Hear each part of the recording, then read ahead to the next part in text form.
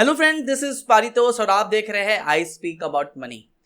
Investments negative है, rupee is an all time low, portfolio negative है, market correction चल रहा है, यूएस में इन्फ्लेशन चल रहा है, इंडिया में इन्फ्लेशन चल रहा है, food grains is all time high, सब कुछ यूक्रेन एंड रसिया, काफ़ी सारी नेगेटिविटी हमारे आसपास है। लेकिन फिर भी मुझे लगा कि क्यों ना आपको कुछ पॉजिटिव चीज़ें अबाउट द इंडियन इकोनॉमी के बारे में भी बताया जाए।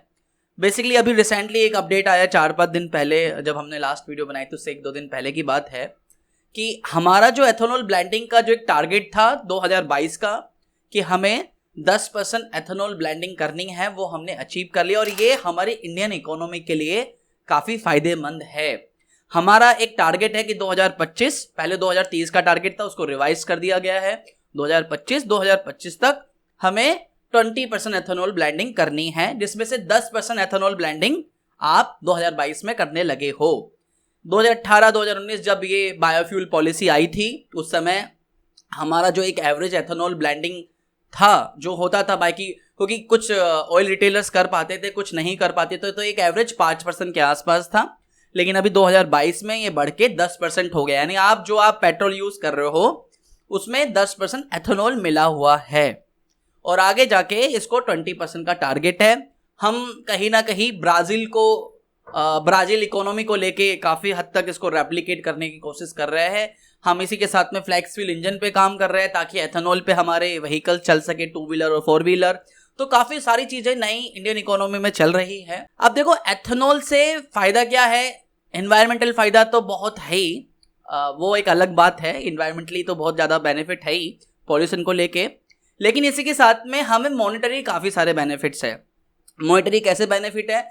तकरीबन हम $121 बिलियन के आसपास का हमारा क्रूड ऑयल का इंपोर्ट होता है, जिसमें से अगर हम 20% एथेनॉल ब्लेंडिंग करते हैं, क्योंकि हमारी इंडियन इकोनॉमी में जितना भी क्रूड ऑयल इंपोर्ट होता है उसका 80% से ज़्यादा हमारा ट्रांसपोर्टेशन में यूज होता है। तो अगर हम 20% एथेनॉल ब्लेंडिंग का जो हमारा टारगेट है वो हम अचीव कर पाते हैं, तो आप ये मान के चलिए कि तकरीबन हर साल हम $4 बिलियन सेव करेंगे। $121 बिलियन का हमारा क्रूड ऑयल इंपोर्ट होता है। आप बोलोगे यार कितना छोटा सा तो पार्ट है, लेकिन यार आप ये समझना पड़ेगा $4 बिलियन हर साल बचाना छोटा अमाउंट नहीं है। ये तकरीबन 30,000 करोड़ से ज़्यादा है। आज अगर श्रीलंका के पास $4 बिलियन होते तो उनकी हालत आज ये नहीं होती जो आज चल रही है।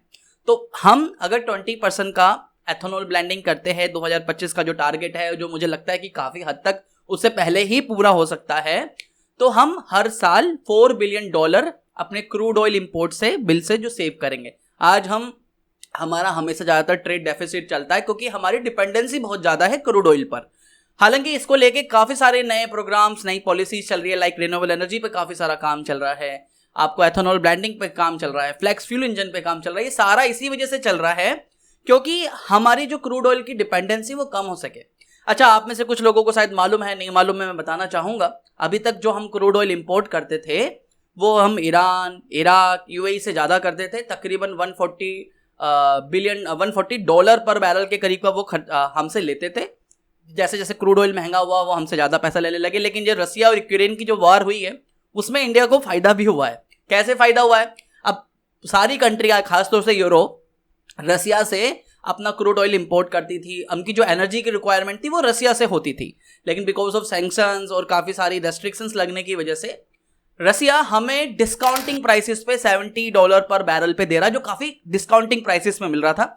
और 2000 अभी 1-1.5 साल पहले की बात मैं आपको बताऊं कि हमारी जो रसिया से जो हमारा जो क्रूड ऑयल आता था ना, वो 1% से कम था। हमारी जो डेली रिक्वायरमेंट है ना, उसका रिक्वायरमेंट का 1% से भी कम हिस्सा हम रसिया से क्रूड ऑयल इंपोर्ट करते थे, क्योंकि लाने जाने में वहाँ पे बहुत महंगा पड़ता था हमको।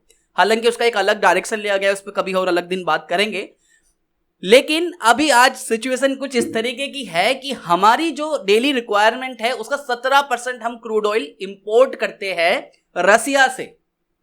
और सिर्फ इतना ही नहीं, अभी तक हम क्रूड ऑयल इंपोर्टिंग कंट्रीज थी, लेकिन अब हम यूरोप में अपने ही इस क्रूड ऑयल को रिफाइन करके जामनगर रिफाइनरी में रिफाइन करके ये पेट्रोलियम प्रोडक्ट्स हम यूरोप को भी एक्सपोर्ट कर रहे हैं, जो कि खास बात है, बहुत बड़ी बात है हमारी इंडियन इकोनॉमी के लिए।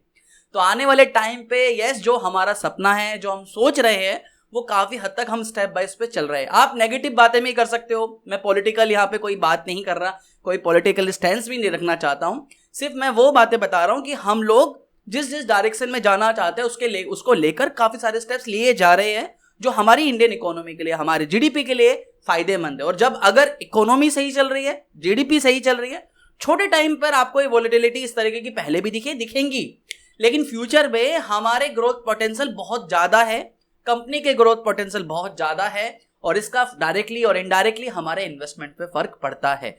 तो एथेनॉल ब्लेंडिंग को लेके इसमें जो भी एथेनॉल कंपनियां बना रही है, देखो इसमें सबसे बड़ा बेनिफिट क्या है कि एक तो हम crude oil import crude oil जो हमारी डिपेंडेंसी है वो कम होती है, साथ ही में जो एथेनॉल बना रहे हैं ना वो हम डोमेस्टिकली बना रहे हैं, हमारी डोमेस्टिक कंपनियां बना रही है।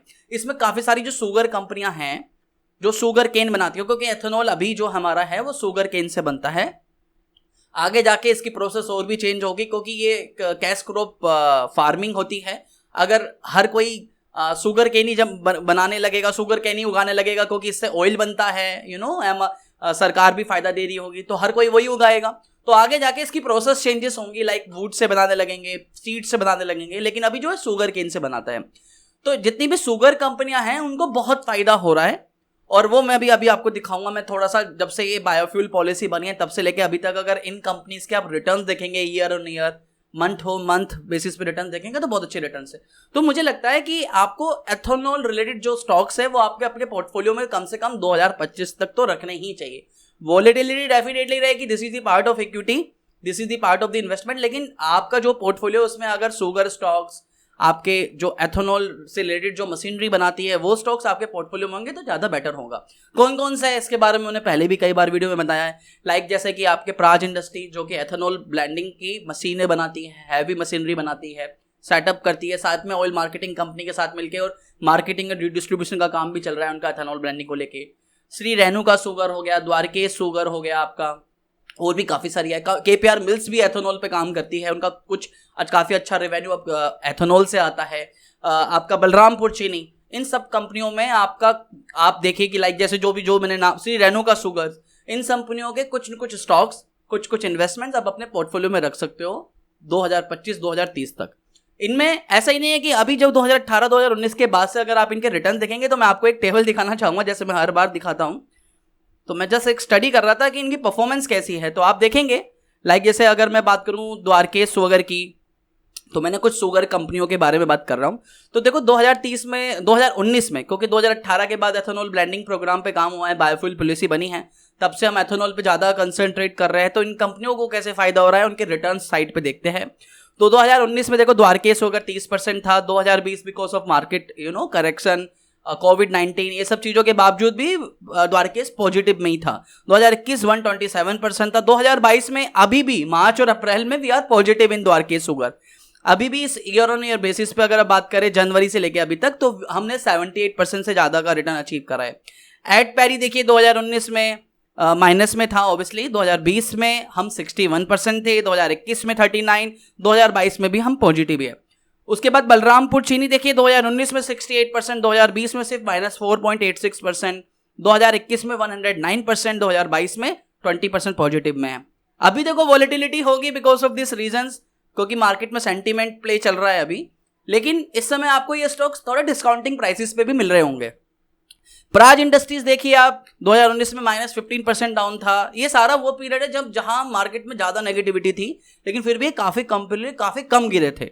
2020 में पॉजिटिव था स्टिल, 2021 में 209% था, 2022 में हम 22% है। रेणुका शुगर देखिए 2019 में -26%, 2020 में 57%, 2021 में 136%, 2022 में 79%। त्रिवेणी आपका जो है त्रिवेणी इंजीनियरिंग 40%, 5.7 204, 44%। मतलब शुगर इंडस्ट्रीज, शुगर स्टॉक्स में काफ़ी अच्छा मोमेंटम चल रहा है। तो देखो मैं ये नहीं कह रहा हूँ कि ये ऐसा कि ये स्टॉक्स ही बस चलने वाले हैं, लेकिन काफ़ी बड़ा रिवैम्प, काफ़ी बड़े चेंजेस हो रहे हैं शुगर इंडस्ट्रीज में। जो एक सेक्टर, जो एक इंडस्ट्री पहले साइक्लिकल समझी जाती थी, but because of ethanol blending, क्योंकि हमारी डिपेंडेंसी आगे जाके एथेनॉल्स पे बढ़ेगी, तो इन कंपनीज को बहुत ज़्यादा मुनाफा हो सकता है, हो रहा है, क्योंकि ये एथेनॉल पे काम करते हैं, ये एथेनॉल प्लांट सेटअप कर रहे हैं, अपना कैपेक्स लगा रहे हैं, तो आपको ये इन कंपनियों में यानी शुगर कंपनियों को भी अपने पोर्टफोलियो में रखना चाहिए। आज कुछ ज़्यादा बड़ा अपडेट नहीं था, कुछ ज़्यादा बड़ा एनालिसिस नहीं करना था, सिर्फ मैं ये बताना चाहता था कि एथेनॉल को लेके हमारे काफ़ी अच्छे काम चल रहे हैं। आगे जाके फ्लैक्स फ्यूल इंजन की बात हो रही है। ब्राज़ील में अभी मोर देन 80% जो व्हीकल्स है वो आपके एथेनॉल पे चलते हैं। एथेनॉल ब्लेंडिंग जो ये फ्लैक्स फ्यूल इंजन पे चलते हैं, तो हम उसी चीज़ को रेप्लिकेट करने की कोशिश कर रहे हैं। आगे जाके हमारे भी जो ऑटोमोबाइल्स आने वाले हैं, 2 व्हीलर 4 व्हीलर, वो भी फ्लैक्स फ्यूल इंजन पे चलेंगे, जिसमें एथेनॉल की डिमांड और ज़्यादा बढ़ेगी और इन कंपनीज को और ज़्यादा फायदा होगा। आज के लिए इतना ही था। आई होप इस वीडियो से कुछ तो हेल्प मिलेंगी आपको। अगर इस वीडियो से किसी भी तरीके से आपको हेल्प मिली है तो वीडियो लाइक का बटन है, लाइक कर सकते हो, चैनल सब्सक्राइब कर सकते हो। हम इसी तरीके से पर्सनल फाइनेंस, इन्वेस्टमेंट और अभी इकोनॉमिकल कॉन्सेप्ट भी समझाने की कोशिश करूंगा आने वाले टाइम पर। तो फिर मिलते हैं नई वीडियो में, तब तक धन्यवाद। वंदे मातरम, जय हिंद।